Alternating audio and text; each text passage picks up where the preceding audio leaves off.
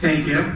Good afternoon, everyone. I thank the organizers and the participants in this late afternoon.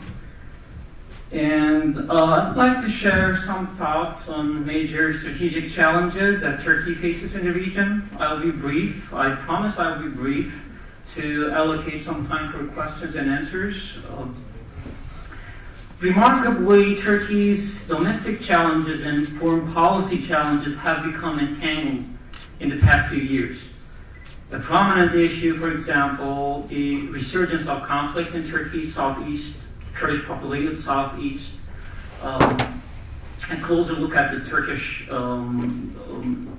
policy toward the region will indicate how domestic dynamics, such as President Erdogan's ambitions to change the constitution for his presidency, and the foreign policy dynamics, such as Syrian civil war's outcome in northern Kurdish cantons in Syria, they are all entangled in the past few years. So it will be my focus. The domestic challenges, major domestic challenges, and major foreign policy challenges have become entangled in the past few years. And if you'd like to understand what's going on in Turkey, and I hear a lot of questions in the sense of what the hell is going on in Turkey. If you look at the New York Times editorial in the past 2 years,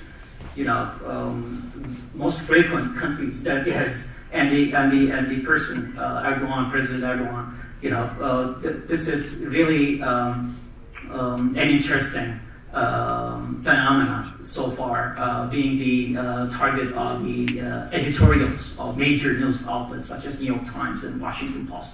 So my answer would be look at two major things. One is the President Erdogan's ambitions to be the executive president in Turkey, and the second one is the Syrian civil war, especially the northern Syria and the Kurdish cantons. That is very much related with with a lot of issues, including the Kurdish issue primarily, but a lot of issues domestically, so domestic issues as well. So let's go back to a year ago. 1 full year ago. Turkey was committed to the peace process with the Kurdish rebels, which goes back to the end of 2012. They had the Öcalan, PKK leader Abdullah Öcalan, who is captured by Turkish security forces. He declared the new peace for as a united Turkey. Kurdish rebels will be finding their place. And it was a hopeful moment for almost everyone. And the pro-Kurdish politicians, they had their ability to talk about peace in a strong way, and democracy, and a united Turkey in which they can have their civil rights. But the general election, I'm referring to the June 2015 election, has changed all these dynamics. For the first time, pro-Kurdish party, HDP, received enormous support from conservative Kurds as well as liberal Turks, reaching 13%, doubling their votes, which led to the downfall of the ruling AKP, the ruling party Erdogan established. Not himself established. Actually, he is speaking as if he founded the party himself, but it was a combination of leadership, a combination of leaders, including Abdullah Gül and Bülent Arınç. But the point is, such a victorious party, for the first time after 13 years being in power, they tasted a bitter defeat, losing its ability to form government unilaterally. So basically they needed to form a coalition government for the first time. Or they could make a swap elections, hoping to regain all these votes coming back to the party. Apparently, Erdogan's plan was the latter. the swap elections in next 2 months. So he pushed, he was the president officially, but the rumors was there will be a swap elections because Erdogan publicly said it is good for Turkey, for everyone, for the people, and people's will be the new, will be reflected in the new election. And it turned out, yes. Then we saw right after, in 2 weeks, actually not even 2 weeks, in 2 weeks, we saw the breakdown of the peace process. More than 2 years it was the case in Turkey. A swift breakdown of the peace process. Start of the military operations in the southeast, and the public vilification of pro-Kurdish HDP party politicians as pro-terrorists. And you could imagine at that time that a swap election is coming and hoping that the HDP will be below 10%, which makes all these votes are going to the AKP if they couldn't make the threshold, 10% in Turkey. They made the threshold, though, in November swap elections. They did success to be in the parliament, but they lost 2 to 3% of votes.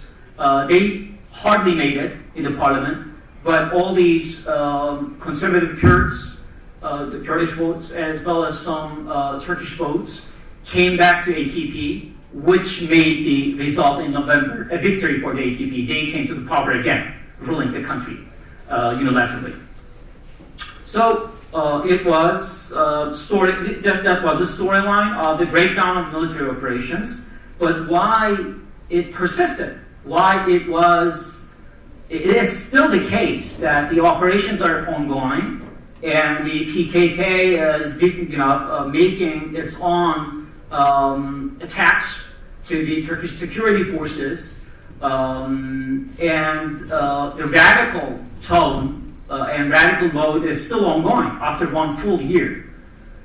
Well, PKK radicals or PKK rebels in the mountains, they took this as an opportunity moment to make the pro-Kurdish politicians know their own places. What does that mean? Okay. Briefly, we could talk about the competition within the Kurdish nationalists. One dynamic needs to be looked at is how these pro-Kurdish politicians reacted right after the election, their victory. They made public speeches for the first time saying that they wouldn't betray these votes coming to their party. And the next day, it was the election night actually, one of their first statements. The day after, publicly happening. Day after, guerrilla forces, their leadership, they said, what does that mean? People voted for our ideology. That's their statement. So what is these, what kind of discourse is that? And they publicly claimed the victory. Pro-Kurdish politicians in the parliament, for them it was their own victory, in which they made their emphasis on the peace process for a long time. And the guerrilla forces, that leadership, of course, solved this rise of the pro-Kurdish politicians, charismatic, some of them, Salatin Demirtas and others, for this as a challenge to the guerrilla forces and the leadership. So claiming the victory within the movement after having such a remarkable rise in votes, as I said, it was in 6.5%, earlier. Now it is 13%. It just doubled their votes.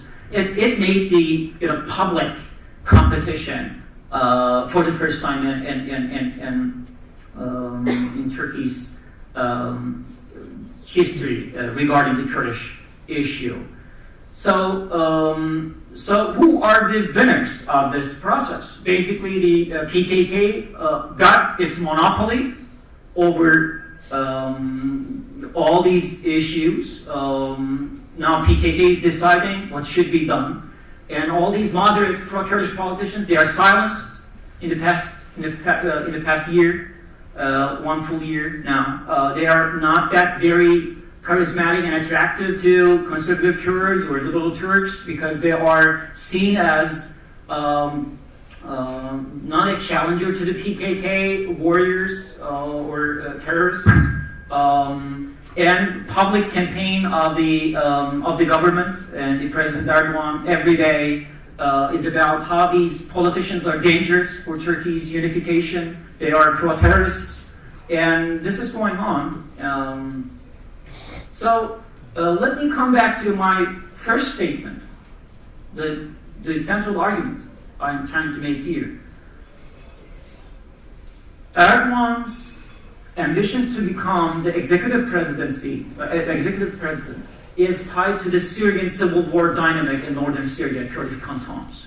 How this is so? Let me make an opening here about the dynamics and foreign policy dynamic in northern Syria.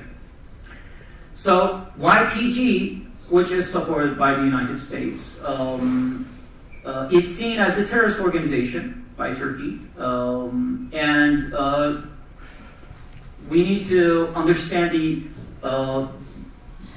the close relationship with PKK and YPG, the Syrian rebels, Syrian Kurdish rebels. It's not the same dynamic with PKK and KDP in northern Iraq. It's not that same dynamic. So they were competitors. So if you ask a question why Turkey wouldn't make a similar approach it pursued toward northern Iraq, Iraqi Kurdistan, it's not that very same dynamic. So PKK mobilization in southeast Turkey is very much tied with the northern Syrian cantons. Jizre, it's right next to Turkey's border, and they are relatives. They have been relatives since the end of the Ottoman Empire and the early Republican Turkish, early period. Sheikh Said, after the Sheikh Said rebellion, many Turkey's Kurds moved to the Syria, northern Syria. Historically speaking, you cannot deny the fact that they are very much tied and related as the Kurdish community.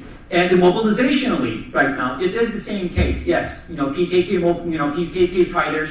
They are when they become when they pass the border, simply they become called as the YPG fighters.